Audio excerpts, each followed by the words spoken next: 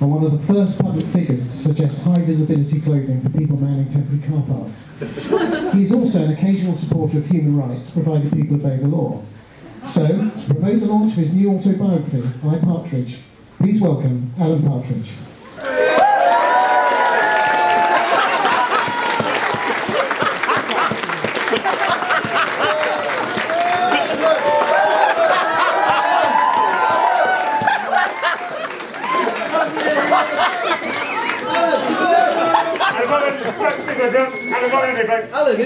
Alan, to your left.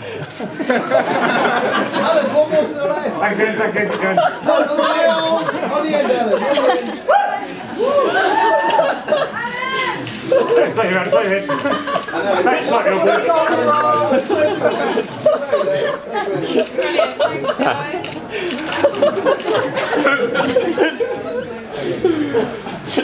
Good afternoon. Thanks for coming. Before we start, I'd like to say any of you who are using iPads, Blueberries, or Flipjack cameras, and I think you're posting it on YouTube, I will find you. I will track you down. You won't know when it's going to happen, or where it's going to happen, but I will get up in your face. So anyway, thanks for coming. I'd like to start with an extract which is rather clever, but it's written in the present tense, which is a literary device. It charts the period of my own birth, which of course I can't remember all of that, but I garnered it from eyewitnesses. But it's very well written.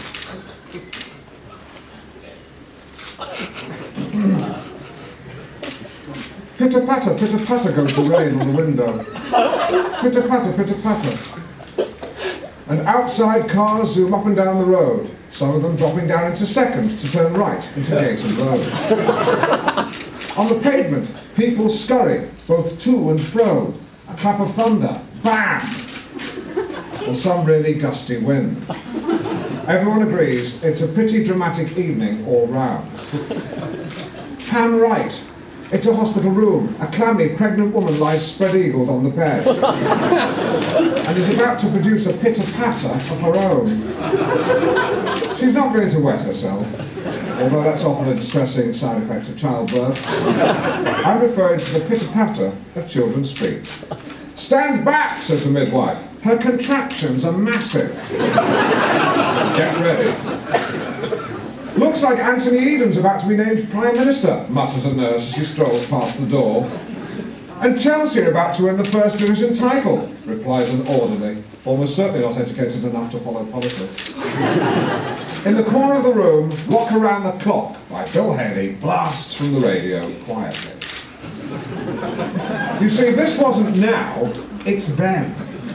The present tense used in this passage is just a literary device, as I mentioned earlier. So this next bit comes as a surprise.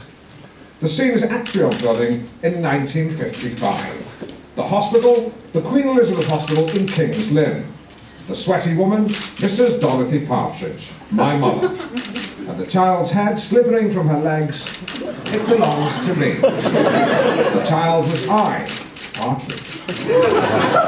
You've done it! Brilliant pushing, says the midwife.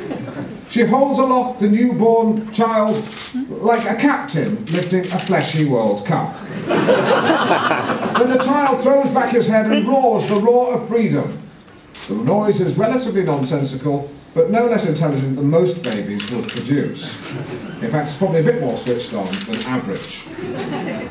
In many ways, the proud wail that burst from my lungs was my first broadcast. Delivered to an audience of no more than 8, that's still equated to an audience share in the delivery room at least of a cool 100%. Not bad, I probably thought. Not bad at all. The next passage I'd like to read out is from a rather traumatic period in my life when I split from my wife Carol in the mid-90s. I kept a diary at the time. It was very traumatic, but I'll just read you one of the entrances from the diary, then I'll relate to the conversation I had the night I learned that my wife was well, had betrayed me. December the 1st, 1995. Had a long chat with Bill Oddie, an experienced birder. He lent me his binoculars and has given me some advice on how to remain still for long periods of time and go completely undetected in undergrowth and shrubbery. It's surprising how many of these techniques can be used to track an enemy or errant spouse. And I'm to leap forward slightly here. Yes, it seems the French-smelling sex provider was Carol's fitness instructor. Far from being French, he was actually from Luton. His only Frenchness was his cowardly duplicitousness and the kissing he did with my wife. I was waiting for Carol when she got back from the gym that evening. She breezed into the kitchen as I sat at the kitchen table with a bottle of wine. I hadn't drunk from it or opened it. Drinking during the day makes me nauseous. But I think the effect worked. Been enjoying yourself, I said, but with loads of emphasis, so that it was clear that enjoying might have a double meaning. She said, like she didn't have a bloody clue. Have a nice time at the gym, I said, making inverted commas around the word gym with my fingers. Yes, she said, her knowledge of mimed punctuation was pitiful. Have a good workout, I said, slotting my right forefinger in and out of a hole I the thumb and forefinger of my left hand. Yes, she said, not a flicker. Who doesn't understand the finger sex mime?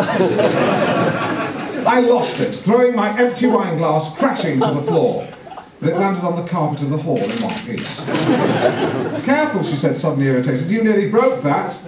What, like you broke my heart? Silence. I was particularly pleased with this line because it's the sort of thing I'd usually think of long afterwards and then admonish myself for not having come up with. I know, Carol, I know.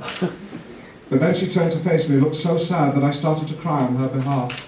And then on my behalf, and then I didn't know on whose behalf I was crying because I was making a right mess.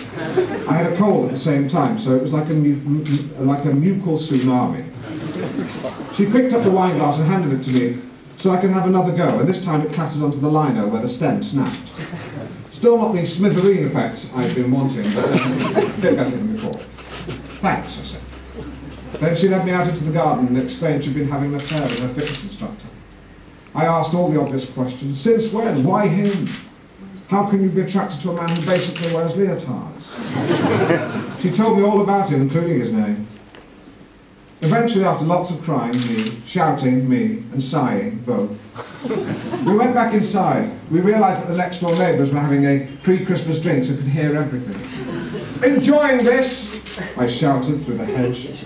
You like a bit of grief with your mulled wine? I thought afterwards. I explained to Carol that I'd forgive her. We'd try again in the morning, perhaps go and talk to Sue Cook about it. But she was shaking her head. I began frantically pitching shows at her, desperately outlining my portfolio of programme ideas in the hope of convincing her that we could be happy and rich. But she just kept shaking her head. The doorbell went. Bill Oddie was standing there. I opened the door to him and was just saying, "This isn't a good time, Bill," when he saw Carol. He could see I'd been crying and was clearly doing the mental maths. No one spoke for a while, then Carol gathered other things, brushed past and headed back to the micro. She turned the ignition and a blast of The Winner Takes It All came from the speakers before she could switch it off. I began to cry, and she looked at me through the windscreen and reversed very proficiently onto the road. We watched her go until she disappeared around the corner, at which point we stopped watching. I noticed Oddie was just standing there. Not a good time, Bill. Yeah, I know, he said. I just wanted my binoculars. And finally,